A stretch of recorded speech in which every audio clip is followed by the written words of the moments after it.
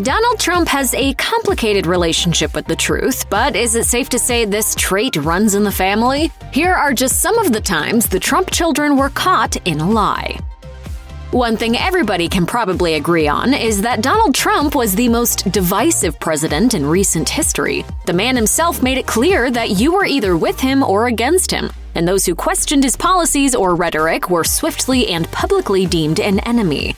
According to Eric Trump, though, no other U.S. politician has ever been as beloved as his father. Trump's middle son made this claim during an interview on Sean Hannity's Fox News show in 2021. He boasted, "There's never been a more beloved political figure in our country's history. There's 75 million Americans who would follow him to the end of Earth. I mean, they love the man. They love what he stands for." However, the facts tell an entirely different story. A Gallup poll revealed that Trump had a measly 34% approval rating when he left office on January 20th, 2021. In contrast, his predecessor Barack Obama finished his 8-year term at 59%. Also, throughout his 4 years, Trump's average approval rating was the lowest of any presidents since polling began 75 years ago. I'm not a good loser. I don't like to lose. Finally, the Brookings Institute reported, in addition to coming in last in the overall greatness rating, President Trump was ranked by our surveyed experts as the most polarizing of all presidents. When Barack Obama became president, he inherited the worst economic crisis since the Great Depression. However, according to Forbes, things quickly improved thanks to the American Recovery Act. Obama signed the bill into law in February 2009, and by July, the economy was improving. According to factcheck.org, when Donald Trump took office, stocks had hit a historical high second only to the Bill Clinton era. Property values had increased 20%, 11.6 million jobs had been added, and 15 million more citizens had health insurance. Donald Trump Jr. credits his father for it all. We're restoring the glory of American manufacturing. During his 2020 RNC speech, the oldest Trump sibling made a series of claims alleging, before COVID-19's arrival courtesy of the Chinese Communist Party, the U.S. was seeing the American dream become a reality for more of our citizens than ever before. After 8 years of Obama and Biden's slow growth, Trump's policies have been like rocket fuel to the economy. Not so fast, though, Junior. According to the Washington Post, there were indications of another financial crisis looming on the horizon. According to the outlet, manufacturing output and jobs stalled in 2019, an early warning sign of economic trouble. Back in 2016, the totally debunked Pizzagate conspiracy sprang up on the website 4chan. According to Time magazine, it involved a slew of wild claims, including allegations that Hillary Clinton ran a child sex trafficking ring from a pizza parlor's basement, a basement that doesn't even exist. A number of anti-Trump politicians and celebrities were falsely accused of pedophilia and child sex trafficking. Human trafficking had become a partisan issue thanks to MAGA supporters and QAnon. When he took office, Donald Trump made it one of his administration's mainstays. His daughter, Ivanka Trump, publicly led the battle. According to CNN, she called human trafficking an ugly stain on civilization in 2017. In her speech at the 2020 RNC convention, Ivanka boasted about her father's role in combating the atrocity. She said, "I want to tell you the story of a president who is fighting for you from dawn to midnight. I've worked alongside the president as he signed into law 9 pieces of legislation to combat the evil of human trafficking." However, it turns out that Ivanka was massaging the figures. As showcased on the website for Congress, Donald Trump issued 2 executive orders targeting human trafficking, in addition to 3 proclamations observing the criminal enterprise, according to USA Today. The outlet further noted, Ivanka's claim mistakes 9 pieces of anti-human trafficking legislation for executive orders signed by Trump to combat child trafficking. Over the decades, the LGBTQ community has fought tirelessly for equal rights and protection under the law. It appeared the U.S. was finally making real progress during Barack Obama's time in office. According to BBC News, in 2015, same-sex marriage was legalized in all 50 states. Then, in 2016, a series of school measures were introduced to protect transgender students. But the right vowed to fight back, and they chose Donald Trump to lead their battle. For many in the LGBTQ+ community, Trump's presidential victory was considered their worst nightmare. However, they had nothing to fear, according to his youngest daughter. According to Mercury News, Tiffany Trump took to the stage during a Trump Pride event in 2020 and said, "It saddens me. I have friends of mine who reach out, 'How do you support your father? We know you. We know your best friends are gay. My father has always supported all of you.'" This is like the first coalition under Republicans for Pride. I'm so excited. Donald Trump's record would prove otherwise, though. By 2019, ProPublica listed 31 cases of his administration's destruction of LGBTQ rights and protections, including dismantling federal protections and resources, banning transgender people from enlisting in the military, abolishing workplace protection rights, and refusing to investigate trans students' bathroom ban complaints. GLAAD's Accountability Project has since provided an even more expansive list. On November 7, 2020, Joe Biden was declared winner of the presidential race. According to the New York Times, the newly elected president of the United States announced, "Let this grim era of demonization in America begin to end here and now." Sadly, though, it was far from being the beginning of the end. Biden won the popular vote by over 4% and nabbed 306 electoral college votes, but the incumbent president wasn't conceding victory. According to NPR, Donald had already falsely claimed he'd won, even before all of the votes had been tallied, with a tweet in all caps. If you count the legal votes, I easily win.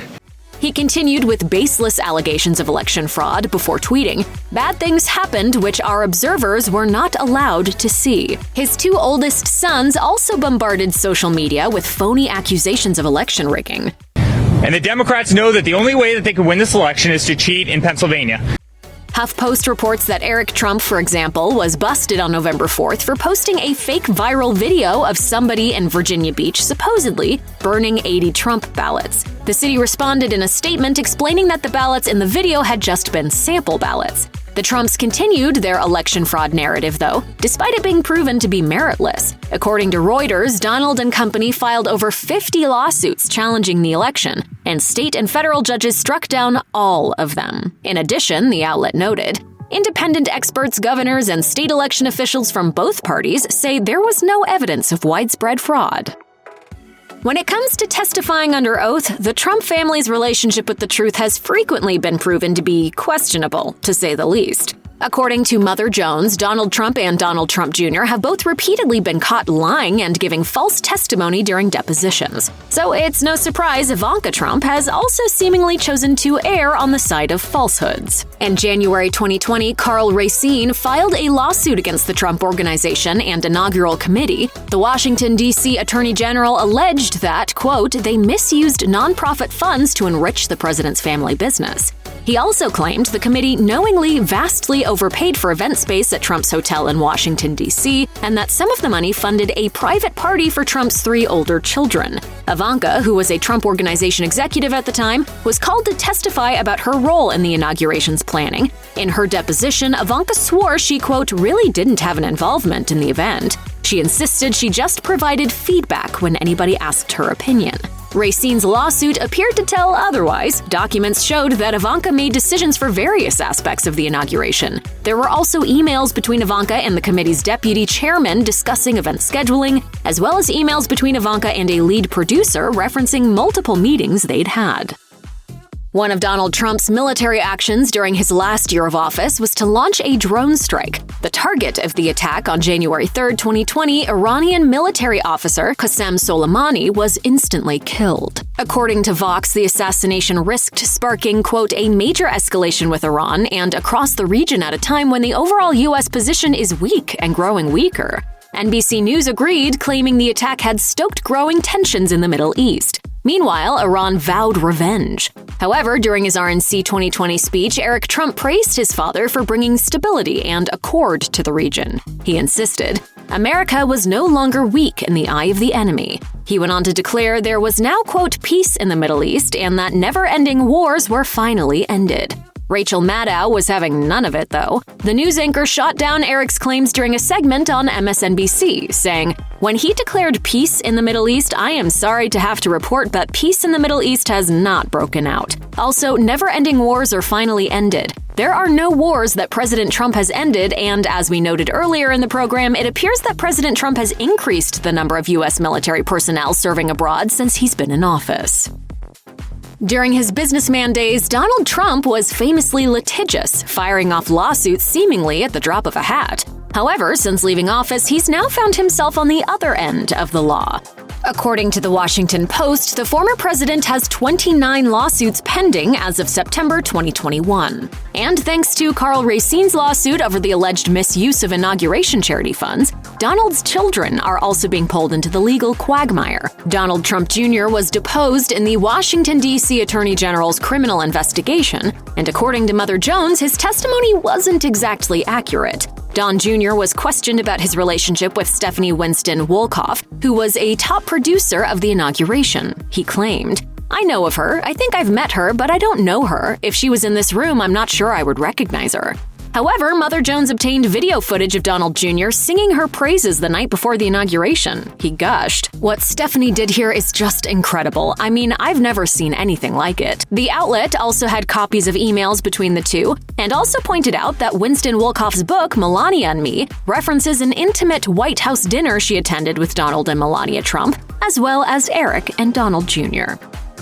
Given Donald Trump's many international companies and position of power on the world stage, the potential conflict of interest when he became president was evident. According to USA Today, not long before being sworn in, Donald explained how he'd ensure his political and business worlds would remain separate. He declared he was, quote, turning over complete and total control of the companies to his sons. But in 2019, an oversight committee examination was launched. According to Representative Jamie Raskin, the president has turned the government of the United States into a money-making operation for his family, his friends, and himself. This is a complete betrayal of the constitutional design.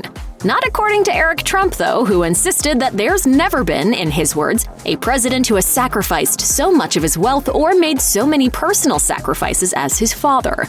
Eric made his claims during an interview with Fox News at the time, alleging, "When my father became president of the United States, we got out of all international business." However, PolitiFact debunked Eric's claims. The outlet reported, "Multiple news outlets and government accountability groups have documented international business dealings Eric Trump and his siblings have conducted since Donald Trump took office. In some cases, the Trump children themselves have celebrated their activities overseas." When the New York Times reported that Donald Trump had ordered his son-in-law Jared Kushner to be granted security clearance, it caused a political firestorm. Elijah Cummings, chairman of the House of Representatives Oversight Committee, threatened to subpoena the White House over the Donald's actions amid accusations of nepotism. CNBC reported that Donald's senior advisor Kellyanne Conway insisted that the president had done nothing wrong if he had acted as charged. She said, "We don't discuss security clearances, but the president has the absolute right to do what was described." During an interview with Abby Huntsman that aired on ABC News, Ivanka Trump was asked whether she had any concerns about the investigation into her and Kushner's security clearances. Huntsman began by saying, "There are a lot of people that question whether you were given special treatment by the president, overriding other officials." But Ivanka quickly interjected with, "Absolutely not. There were anonymous leaks about there being issues, but the president had no involvement pertaining to my clearance or my husband's clearance. Zero." However, according to Reuters, in April 2019, White House Security Advisor Tricia Newbold told Congress that Donald Trump had given preferential treatment to his daughter and his son-in-law. As the outlet summarized, the president had, quote, overruled security experts to give questionable security clearances to more than 24 people, and that this included both Ivanka and Jared Kushner.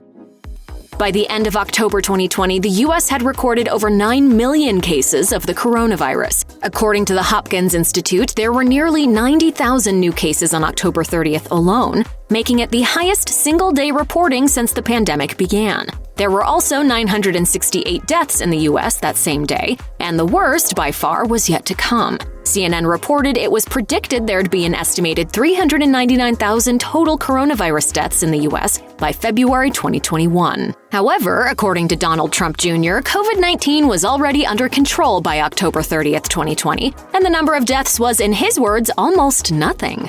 Jr. made his baseless claims during an interview with the Ingram Angle on Fox News, saying, "The reality is this. If you look, I put it up on my Instagram a couple of days ago because I went through the CDC data, because I kept hearing about new infections, but I was like, well, why aren't they talking about deaths? Oh, because the number is almost nothing, because we've gotten control of this thing. We understand how it works."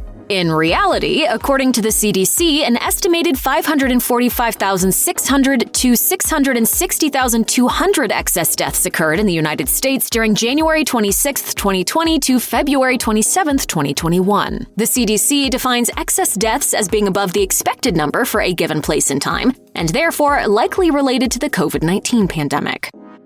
Donald Trump has a well-documented track record of talking up his personal wealth to suit his purposes. The Washington Post even claimed, for Trump, the art of the deal has been the art of the con. And when it comes to real estate dealings, Eric, Ivanka, and Donald Trump Jr. appear to have taken a page from their father's book of boasts. According to The Guardian, the siblings reportedly took part in a fraudulent scheme to sell units in the Trump Soho condominium hotel. Ivanka claimed during a press conference in June 2008 that 60% of the units had already been sold. She said they'd seen, quote, constant demand since sales began. Donald Jr. boasted that buyers from all over the world had been rushing to snap up the pricey pads, and in April 2009, he told The Real Deal magazine that 55% of units had been sold. However, as a later Reuters report revealed, their involvement in the marketing of the Trump Soho condos sparked a criminal investigation. Buyers claimed they had been defrauded by inflated claims of sales. The lawsuit alleged that, contrary to claims of up to 60% of condo sales, in reality, only 62 of the 391 units had been sold, which would only be 16%. The plaintiff's attorney claimed his clients had been tricked into buying properties by the Trumps, quote, collective efforts to pump up sales through false and misleading statements. Donald Trump's finances were under intense scrutiny throughout his 4-year term, with multiple allegations of his family and friends profiting from his presidency. In October 2020, The Washington Post reported that Donald's businesses, including Mar-a-Lago, also known as the Winter White House, had received more than $2.5 million in taxpayer funds over 3 years. However, according to Eric Trump, his father's political stint had cost the family bigly. During an amped-up This Week interview on ABC News, Eric was asked about the New York Times' report that pro-Trump companies, special interest groups, and foreign governments had profited significantly from their support of him. Eric swerved the question and went on the defensive instead, claiming, "We've lost a fortune. My father's lost a fortune running for president. He doesn't care. He wanted to do what was right." But according to Forbes, Trump's businesses raked in $1.9 billion of revenue between 2017 and 2019. The outlet also debunked Donald Trump's claim that being the president of the United States was, in his words, probably costing him from $3 to $5 billion. Forbes reported, his net worth has not dropped by $3 billion since he went into politics, let alone $5 billion, which is more than he's ever been worth. The outlet went on to estimate a drop of $1.4 billion in Trump's finances, claiming only a sliver of that has to do with politics, and mostly to do with his lies of inflated worth and market forces. Have a good life. We will see you soon. Check out one of our newest videos right here. Plus, even more Nicki Swift videos about your favorite celebs are coming soon. Subscribe to our YouTube channel and hit the bell so you don't miss a single one.